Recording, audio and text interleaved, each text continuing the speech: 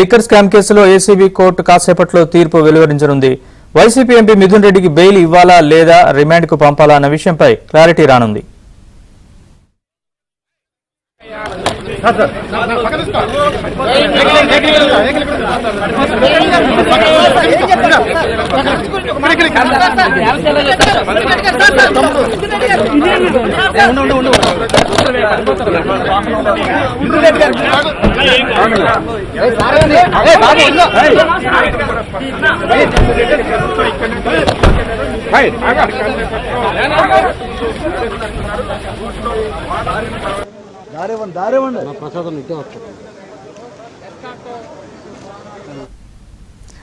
MP Mithun Reddy remand రిపోర్టులో SIT కీలక అంశాలను ప్రస్తావించింది. 28 పేజీలతో రిమాండ్ రిపోర్టు దాఖలు చేసింది. అధికార దుర్వినియోగంతో లిక్కర్ పాలసీ మార్చారని, ప్రభుత్వ ఖజానాకు గండి కొట్టారని పేర్కొంది. ఫోర్జరీ, చీటింగ్తో న్యాయ విరుద్ధంగా వ్యవహరించారని, ఉద్యోగుల్ని లొంగదీసుకుని సాక్ష్యాలు ధ్వంసం చేశారని స్పష్టం చేసింది. బహుళ జాతి కంపెనీల బ్రాండ్లను పక్కకు తప్పించి లోకల్ బ్రాండ్లు తయారు చేయించి కొనుగోలు చేసినట్లు రిమాండ్ రిపోర్టులో సిట్ పేర్కొంది.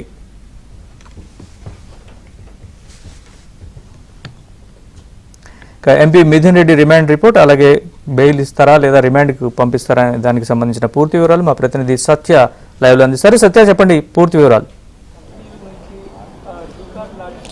నరేష్, కొద్దిసేపటి క్రితమే ఏదైతే మిథున్ రెడ్డికి సంబంధించి రిమాండ్ రిపోర్టు దాఖలు చేయడం జరిగింది. దీనికి సంబంధించి వాద ప్రతివాదనలు కూడా అయితే ముగిశాయి. మరి కాసేపట్లో న్యాయమూర్తి కూడా తన నిర్ణయాన్ని అయితే వెలువరించే అవకాశం ఉంది. అయితే రిమాండ్ రిపోర్టులో ప్రధానంగా చాలా కీలకమైన అంశాలను ప్రస్తావించారు.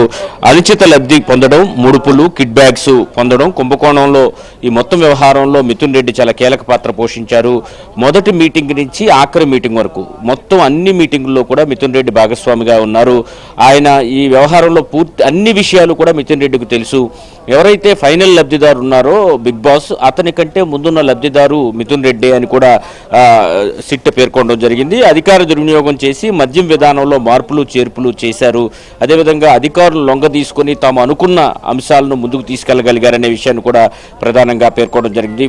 ఫోర్జరీ, చీటింగ్, అదే న్యాయబద్ధంగా వ్యవహరించకపోవడం లాంటి అంశాలను కూడా సిట్ రిమాండ్ రిపోర్ట్లో పేర్కొనడం జరిగింది. నేరానికి సంబంధించి సాక్ష్యాధారాలను ధ్వంసం చేయడం, అధికార దుర్వినియోగానికి పాల్పడడం లాంటి అంశాలను కూడా ప్రస్తావించింది. 2019 నుంచి 24 మధ్య రాష్ట్రంలో మద్యం ధరలను అనూహ్యంగా పెంచి తద్వారా డిస్టిలరీలు బ్రాండ్లను తయారు చేయించి, సొంత బ్రాండ్లను తయారు చేయించి వాటిని మాన్యువల్గా ఆర్డర్లు ఇవ్వడం వంటి అంశాలను కూడా పదే పదే ప్రస్తావించింది. ముఖ్యంగా ఈ మాన్యువల్గా ఆర్డర్లు ఇవ్వడం వల్లే అనుచిత లబ్ధి అనేది ఇక్కడి నుంచే మొదలైందనే విషయాన్ని కూడా రిమాండ్ రిపోర్ట్లో స్పష్టంగా పేర్కొనడం జరిగింది. డిస్టిలరీల నుంచి మద్యం తీసుకునేందుకు ఆర్డర్ ఆఫ్ సప్లై మాన్యువల్గా ఇవ్వడం అంశాన్ని ఆర్డర్ ఆఫ్ సప్లై అంటూ కూడా పేర్కొనడం జరిగింది. గతంలో ఉన్న విధానాన్ని మార్చి కొత్త విధానాన్ని తీసుకురావడం, బెవరేజెస్ కార్పొరేషన్ ఎండి ప్రిన్సిపల్ సెక్రటరీకి పంపించి దాన్ని ఆమోదింప చేసుకోవడం లాంటి అభియోగాలు అయితే మొత్తం రిమాండ్ రిపోర్ట్లో పేర్కొనడం జరిగింది. ఖచ్చితంగా మిథున్ రెడ్డి ఈ మొత్తం వ్యవహారంలో చాలా కీలకంగా వ్యవహరించారు. ఇందులో కింగ్ పిన్, అదేవిధంగా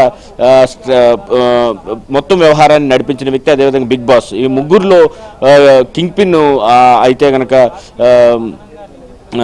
రాజకేశ్ రెడ్డి అయితే మిథున్ వెనుకున్నటువంటి మెయిన్ బ్రెయిన్ మిథున్ రెడ్డి అని చెప్పేసి పేర్కొనడం జరిగింది. అదే సమయంలో బిగ్ బాస్ అయితే మాత్రం జగన్మోహన్ రెడ్డి అంటూ కూడా షార్ట్ షీట్లో 2-3 చోట్ల ఆయన పేరు కూడా ప్రస్తావించినట్టుగా తెలుస్తోంది. మొత్తం ఎక్కడెక్కడైతే ఈ డంప్ చేశారు డబ్బులు, ఆ విషయాలను కూడా ఛార్జ్ షీట్లో క్లియర్గా ప్రస్తావించారు. ఈ అన్ని అంశాలను పరిగణనకు తీసుకుని రిమాండ్ రిపోర్ట్ సిద్ధం చేశారు. ఈ రిమాండ్ రిపోర్ట్ ఆధారంగా రిమాండ్కు ఇవ్వాల్సిందిగా కొద్దిసేపటి క్రితం జరిగిన వాద ప్రతివాదనలో ప్రభుత్వం తరపున వాదనలు, సిట్ తరపున వాదనలు వినిపించడం జరిగింది. అదే సమయంలో హైకోర్టు న్యాయవాది నాగార్జున రెడ్డి వచ్చి మిథున్ రెడ్డి తరపున తమ వాదనలు వినిపించారు. ఎంపీగా 3 సార్లు గెలిచారు. ఆయన ప్యానల్ స్పీకర్గా పనిచేశారు.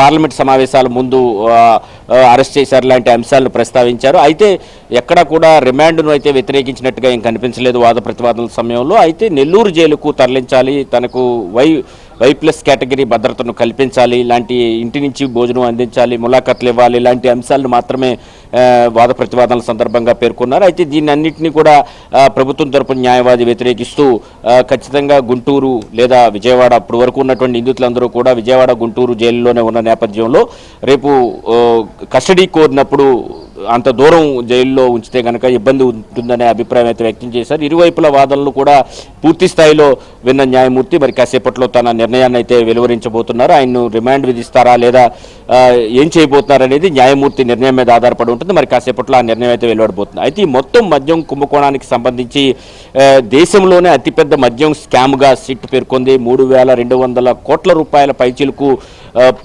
ప్రభుత్వ ప్రజాధనం దుర్వినియోగం అవడమే కాక వేలాది మంది ఆరోగ్యాలు దెబ్బతిన్నాయి, లక్షలాది మంది ఆరోగ్యాలు దెబ్బతిన్నాయి. దాదాపు 30,000 మంది వరకు కూడా ఈ ఏదైతే నాసిరకం మద్యం తాగడం వల్ల ఆరోగ్యాలు చెడగొట్టుకుని చాలా మంది చనిపోవడం కూడా జరిగింది. ఇలాంటి అంశాలను కూడా ప్రభుత్వం కూడా ప్రస్తావించిన పరిస్థితి అయితే ఉంది. ఇదే సమయంలో ఏదైతే విదేశీ బ్రాండ్లు ఉంటాయో, మల్టీనేషనల్ బ్రాండ్లు, వాటన్నిటిని కూడా ఆపేసి కేవలం లోకల్గా బ్రాండ్లు తయారు చేయడం, లోకల్గా ఉన్న డిస్టిలరీలను బెదిరించి లాక్కుని అక్కడి నుంచి మద్యం ఉత్పత్తులు ఆర్డర్స్ తీసుకోవడం లాంటి అంశాలను అధికారులతో సంబంధం లేకుండా నేరుగా తీసుకోవడం, ఈ మొత్తం అటు అధికారులకు ఇటు ఎవరైతే పొలిటికల్ బాసులు ఉంటారో వీళ్ళకి మధ్యవర్తిగా మిథున్ రెడ్డి వ్యవహరించాడు లాంటి అంశాలను ప్రధానంగా ప్రస్తావించారు. ఈ మొత్తం అంశాలను కూడా పూర్తి స్థాయిలో అధ్యయనం చేసి ఈ రోజు ఇచ్చినటువంటి ఏదైతే రిమాండ్ రిపోర్ట్ వేశారో దానికి సంబంధించి కూడా అధ్యయనం చేసిన తర్వాత వాద ప్రతివాదాలు ముగిశాక న్యాయమూర్తి ఏ నిర్ణయం వెలువరిస్తారనేది వేచి చూడాల్సింది. మరి కాసేపట్లోనే న్యాయమూర్తి తన నిర్ణయాన్ని కూడా వెలువరించే అవకాశాలు అయితే ఉన్నాయి. Right Satya, thanks for the update.